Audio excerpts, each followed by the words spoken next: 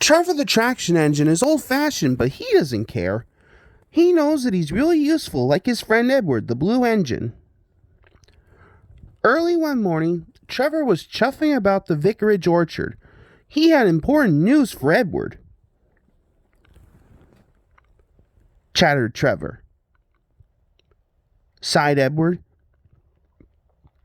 It was a beautiful day, but Edward was worried. He said. Edward's driver laughed. Next day it was Trevor's turn to look disappointed. He had bad news.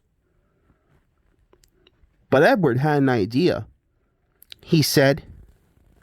Then he explained to his driver. Said his driver. As indeed he did. Edward steamed happily through the stations collecting his passengers. They said. Later, Trevor was resting in the orchard shed when Bertie rolled by. Replied Trevor. Then he told Bertie about the vicar's party. Boasted Bertie. The party day arrived. It had rained heavily through the night, and the orchard ground was soaked. Said Trevor. Agreed his driver.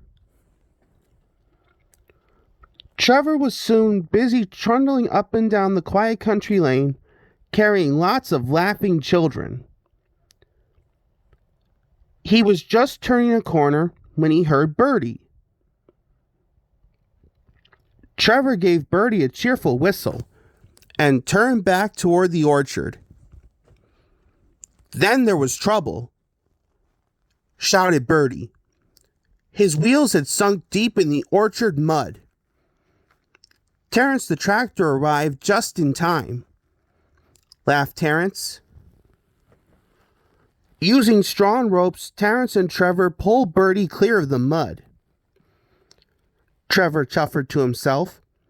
At last, Bertie was on the road again. Smiled Trevor. That evening, the vicar arrived to see Edward and his driver.